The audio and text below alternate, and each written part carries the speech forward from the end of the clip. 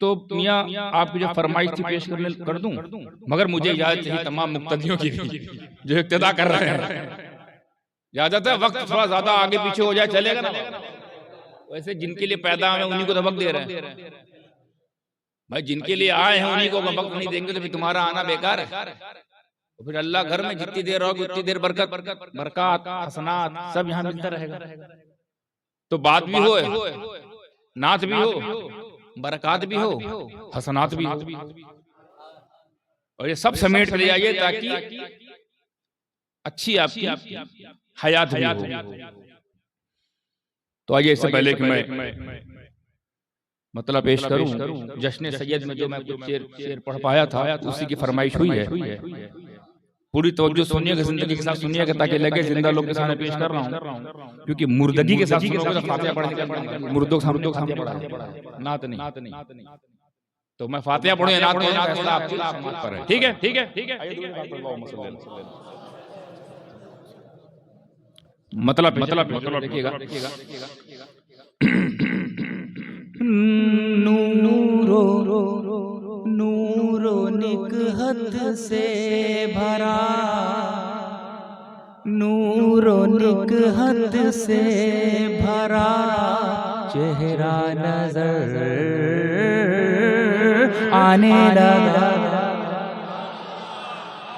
Neuro Nikhat से भरा चेहरा नजर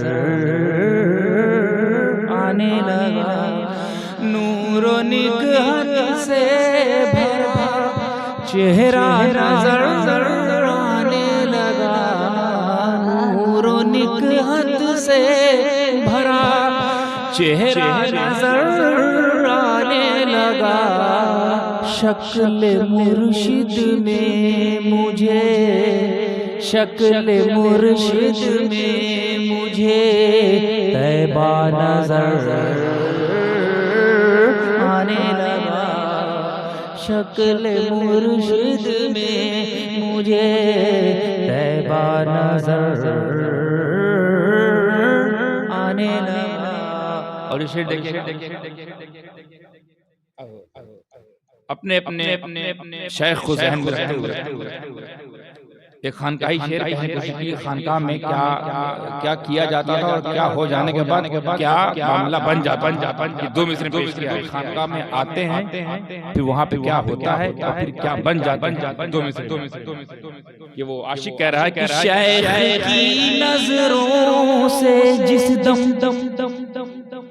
शेख की नजरों से जिस दम मेरी नजरें लड़ गई, शेख की नजरों से जिस दम मेरी नजरें लड़ गई, कुछ न पूछो क्या कहूँ, क्या क्या नजर आने लगा, कुछ न पूछो क्या कहूँ, क्या क्या नजर आने लगा। और चूंकि जिसने शेर पढ़ा गया था, एक शेर हुजूर शेख इस्लाम के हवाले से पेश करने लगा। वैसे सारे शेर मंसूब थे, पर एक शेर बिल्कुल वो नामजदगी के साथ हजरत की बारगाह में खराज अकीदत पेश करते हुए लिखने की अर्ज किया है कि हजरत मदनी मियां की, हजरत मदनी मियां की खिदमत दी के तुफैल, हजरत मदनी मियां की खिदमत दी के तुफैल, गुमराहों को जन्नती रास्ता नजर आने लगा,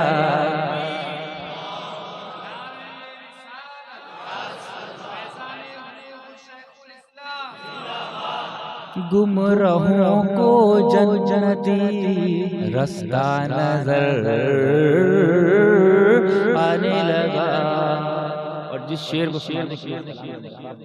देखिएगा, और मैं बगैर किसी तमीज़ के, बगैर किसी तफहीम के मैं आपको ये शेर नजर करने लगा हूँ। मैं देखता हूँ कितने लोग पहुंचे आपके हवाले, आपकी समझ के हवाले, कितने लोग वहां पहुंचे जहां मैं पहुंचाने की कोशिश कर रहा हूं कि मेरे मौला की सियादत,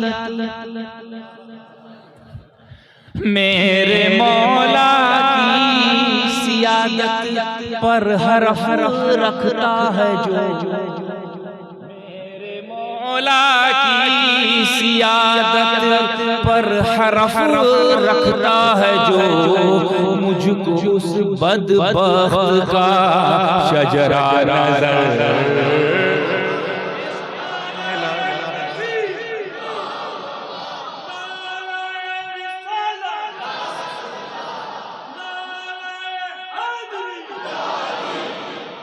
मेरे मौला की सियादत पर हरफ रखता है जो, मुझको उस बदबख्त का शजरा नजर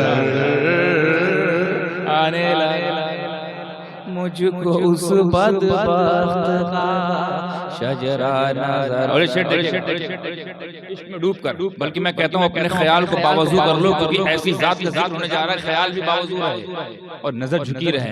देखिए शेर के शेर करने लगा हूँ, जात तक पहुंचाने की कोशिश कर रहा हूँ। आंखें बंद करके इस बारगाह में आइएगा कि शाम के दरबार में ज़ैनब का खुतबा देखकर,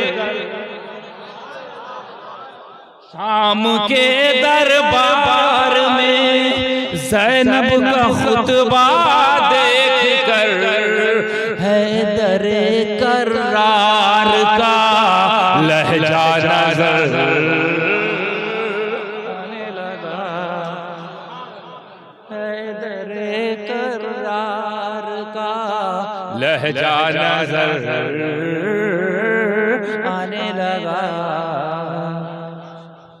और एक शेर हकीकत पर मबनी, और यही हकीकत है, और इसी पर हम सबको आगे चलकर अमल भी करना चाहिए, क्योंकि बुजुर्गों से हमने सीखा है बुजुर्गी का तरीका।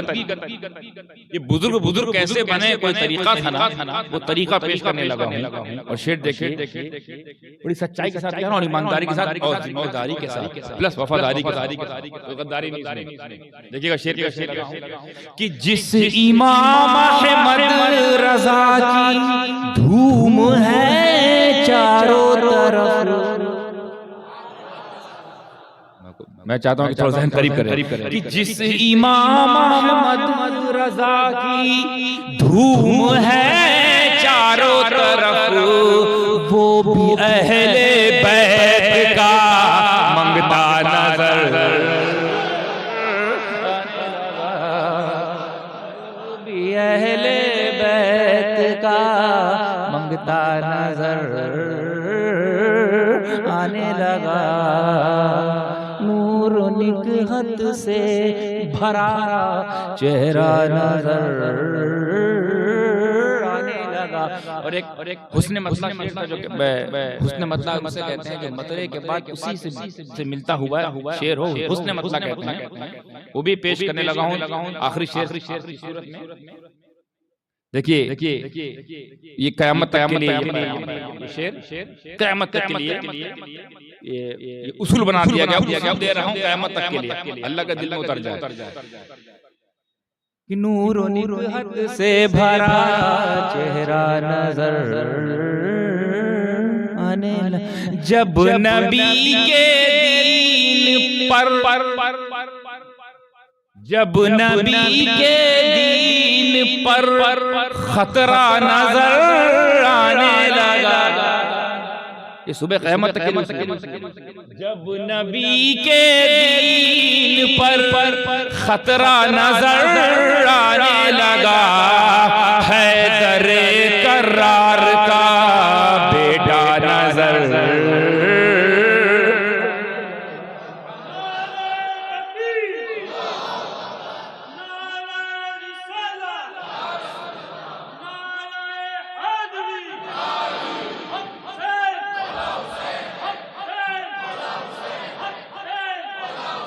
हैदर करार का बेटा नजर आने लगा।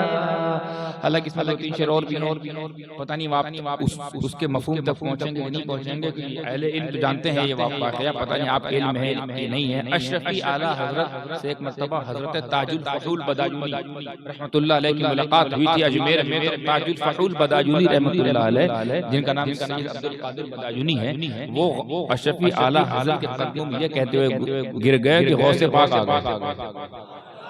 क्योंकि ताजुल फहूल बदायूनी रहमतुल्लाह अलैह को अक्सर गौसे पाक की ज़ियारत नसीब होती रहती। तो एक मरतबा अशरफी आला अजमेर में देखा तो उनको लगा गौस पाक आ गए, तो कदमों में गिर गए।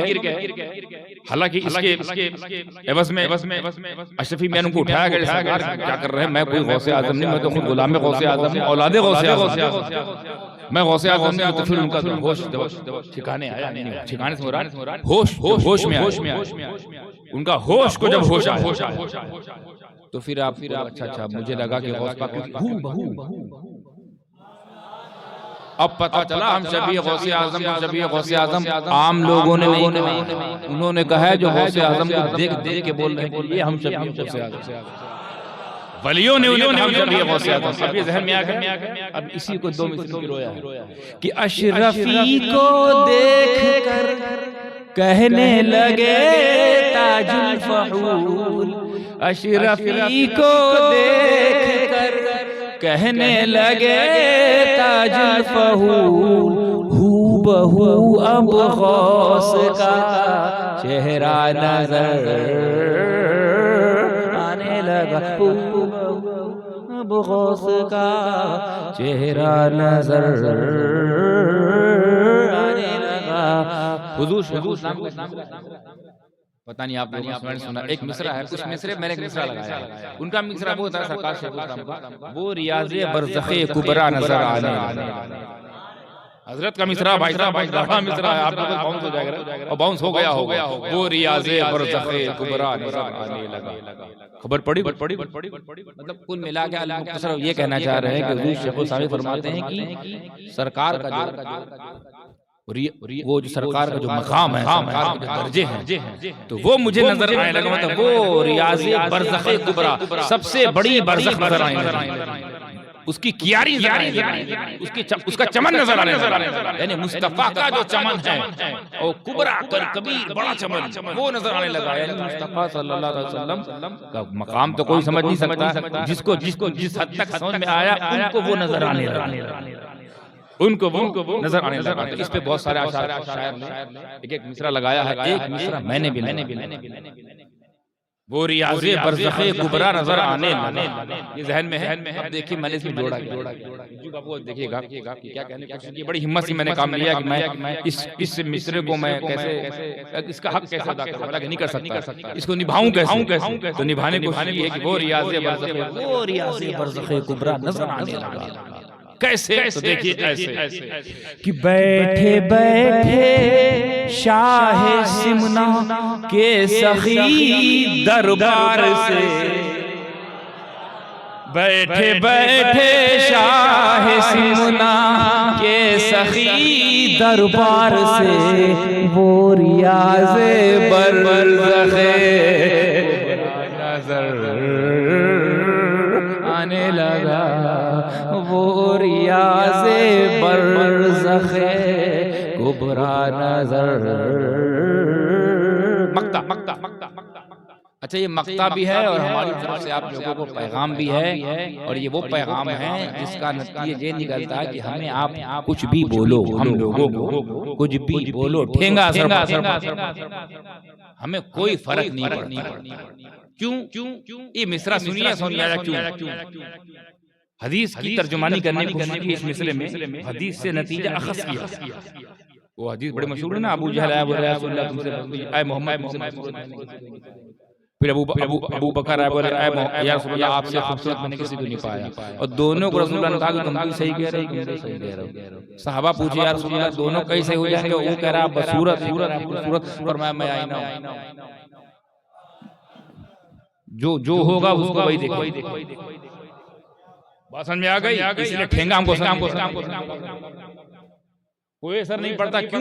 क्योंकि आईना रब ने है बख्शा हर किसी को समझ, आईना रब ने है बख्शा हर किसी को समझ, जो भी जैसा है उसे वैसा नजर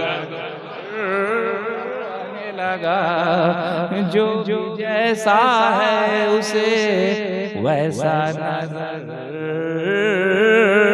आने लगा। नूरो निकहत से भरा चेहरा नजर आने लगा। दुरूद पाक पढ़ लो।